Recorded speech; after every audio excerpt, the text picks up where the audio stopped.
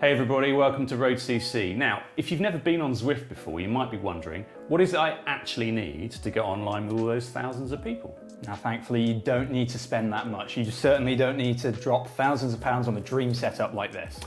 But you might want to, and that's fine too. We're not here to judge you. So we're going to start with the basic minimum, and then we're going to work our way up to our dream setups like this. Let's strip this down, start with the basics.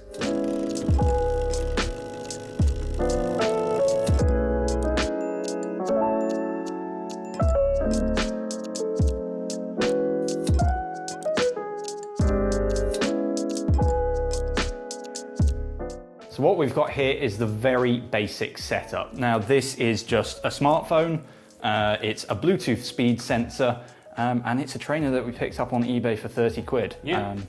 You will also need an elastic band. Ah yes, the high-tech attachment system.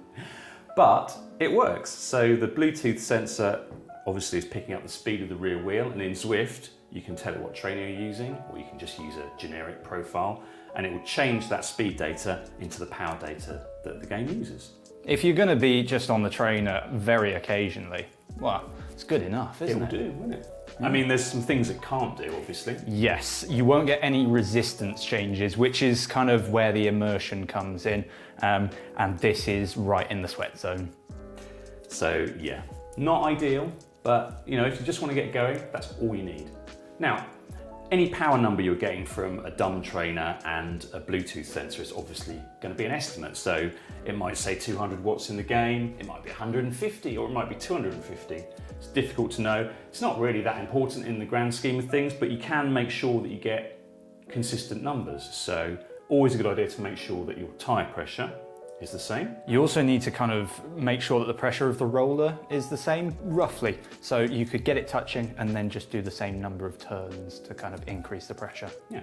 So if you want to get started with Zwift, that is the absolute bare minimum that you need. Well, really, to have a better experience, we are going to add just a few more things.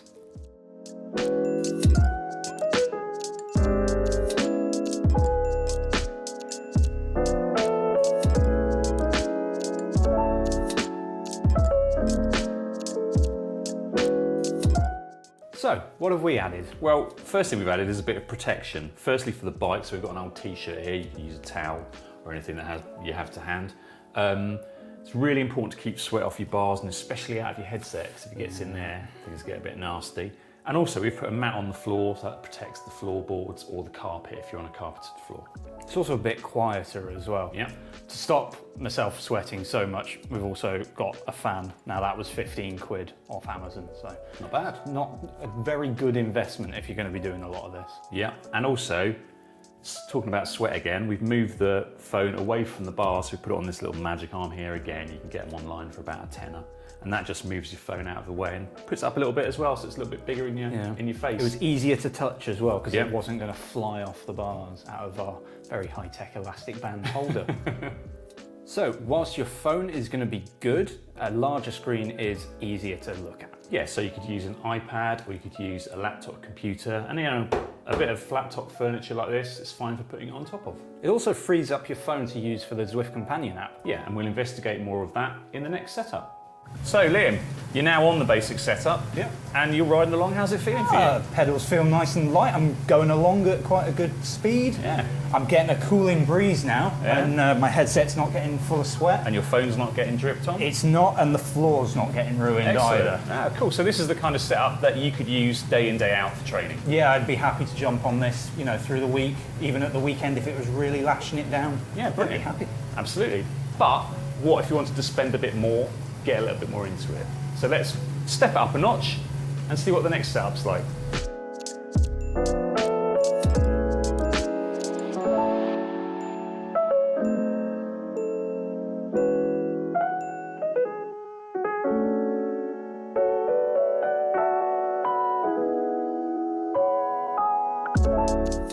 So we've jumped up yet another level, and we've jumped straight into proper smart training. Yeah, so what is smart training? Well, what that means is this trainer can talk to the Zwift app. So when you're going uphill in Zwift, it'll get harder on the trainer. And then when you're going downhill, it'll get easier again. Speaking of that trainer, it is Elite's Sweeto, and this is about 500 and something quid. Yeah, just over 500 quid. And you get a cassette with it, so it's pretty much set up for you out of the box. Yeah, and that's about the bottom of the range for a direct drive trainer like this, where you take your wheel off and fit your bike directly. There are some smart trainers that use a wheel-on system. They're a bit cheaper. We've also got quite a nice mat under our feet, and that's working to, well, protect the flooring, but it's also quieting the trainer down. So all you've got is the drivetrain noise, and that's not really much. Yeah, and this is a dedicated mat, so it's specifically designed for this. It's a bit thicker than the yoga mat we were using before, and it's a bit wider, so you get your trainer on it properly. We've also got the Apple TV. Yeah, so this is a good way to get on a big screen with Zwift at a reasonable price. So an Apple TV 4K box is about £180. And we've paired it up with this, which is just a standard 19-inch LED monitor. You get one of these on eBay for about 25 quid. Costs less than the mat. Yeah.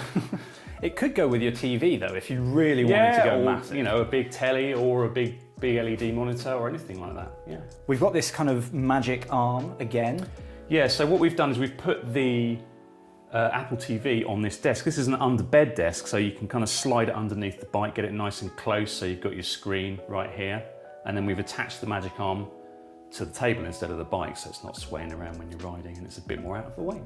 And lastly, but not least, we've even upgraded the fan, and it's pushing even more air through my lovely, lovely hair. It's an 18-inch gym fan, costs about £35 online, and it's just a bit more powerful, so more cooling. Right, with no further ado, let's get you on the bike, see how you get on. Okay, Liam, you've moved up a league, you've got your big telly, you've got your smart trainer. Yeah. How does this feel compared to the last setup? First of all, the trainer's much smoother than the wheel-on trainer. Okay. Yeah. I'm also trying to think about this as well, Adam, talk to you, because it's changing the gradient. Oh, you're going downhill at the moment, -7. I'm going up as well. Yeah, you seem to be going up again. But yeah, it's much more immersive because you've got that change that you can feel at your feet, but also I've got a load more detail and I've got the Zwift companion app here. Okay, so what can you use that for then? Well, I can see all the Zwifters that are around me, so I can give them ride-ons and stuff. But then I can also change direction, I can wave at people, I can use my power-ups when I get them. It's great. So you can control the game from there and you can watch the game on there? Yeah. Excellent. Brilliant, well that's a much better setup for you then. But if you like to spend money on indoor training, or you've just got a lot of money, then this isn't obviously the maximum you can spend. So the next setup we're going to do is going to move it up to another level.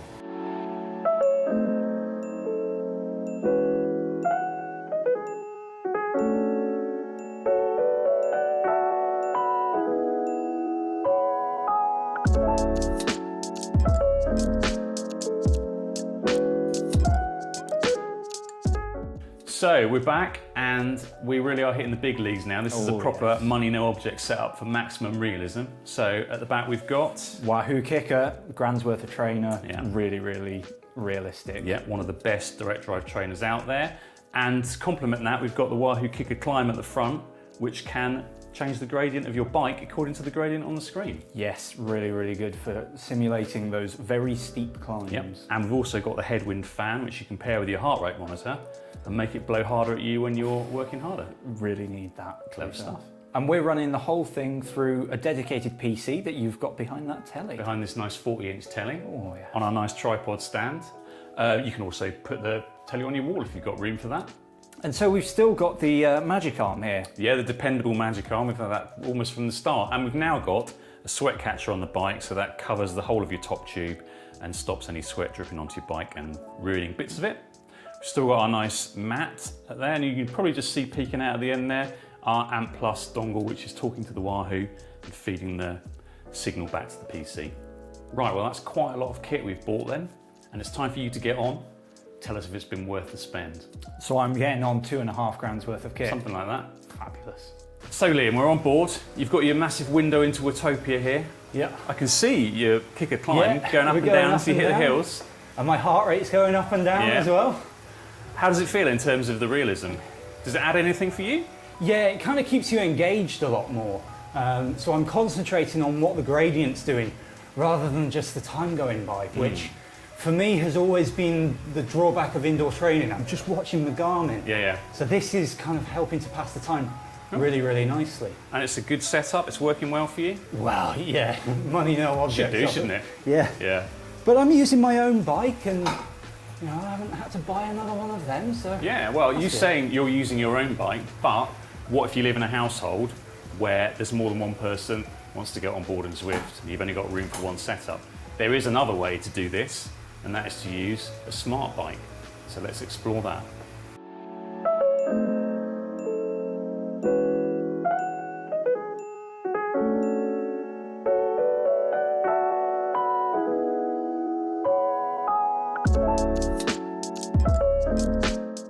And finally, we come on to the ultimate in adjustability. This is the Neo Bike Smart. And yeah, this is brilliant for if you've got a few people in the house that want to Zwift. Yeah, amazing bit of kit. So it uses the same resistance unit as Tax's Neo 2 trainer, which is excellent. And it's completely adjustable, so you can set it up to mimic your road bike, and you can have more than one person on. Just remember where your settings are and you're good to go in about a minute. And then these gear shifters, these are fully mappable. So you can change this to whatever bike you want. So the electronic gears, there's no actual gearing in the bike. No. All done from the resistance unit. You can have a massive track gear if you feel like you want to be Chris Hoy. I don't think that's very likely. I don't think so either. And if you get too hot, obviously the bike's also got built-in fans here. We've added the gym fan of our own as well, because that adds a little bit more. Just for good cooling. measure. Absolutely. And if that wasn't enough, it's even got a tray for your smartphone. That's running the Zwift companion app. And you can even charge your phone off of the app. That's pretty cool, yeah. We're running the same 40-inch telly as before on the tripod stand. We've got the same dedicated PC at the back here, running Zwift. So, I bet you're raring to go, mate. Have a go on this little machine. I really want to give it a go. All right, yeah. hop on. Now, Liam, there's a lot to say, and obviously it's a very expensive bike, but let's deal with the most important issues first. Yeah. It makes a really cool sound. It does. It makes this lovely sci-fi hum. Yeah, and it's really quiet for a trainer. Yeah, because there's no drivetrain noise whatsoever. How does it feel? I mean, you've set it up to mimic your road bike.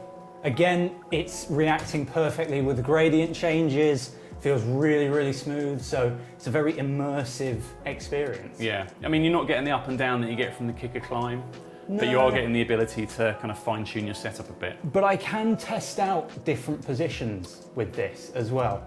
So if I'm getting a new bike or I'm just about to switch over to my cyclocross bike, I can switch to that position, just get used to it for a bit. And also you can change your gearing if you want to. I can as well, yeah. So Liam, you've been on board all the different setups we've tried. You've had a quick go on them. If I was going to force you to choose, which would it be? If I had the dedicated space, it would definitely be this. I love the adjustability, love being able to play with the positions. To be honest, for me, I've got to pack my trainer away after every session, so I'd need something like the kicker. Well, thanks for watching this. We've gone pretty much as far as we can go, really. Worked our way up from about 70 quid up to, well over 3 grand for this setup. It's been very good fun. Now, if you do have any questions with your budget, what you need, ask them down in the comments below, and Dave will be happy to answer them. Yep, and don't forget to like and subscribe for more like this on road.cc. Cheers.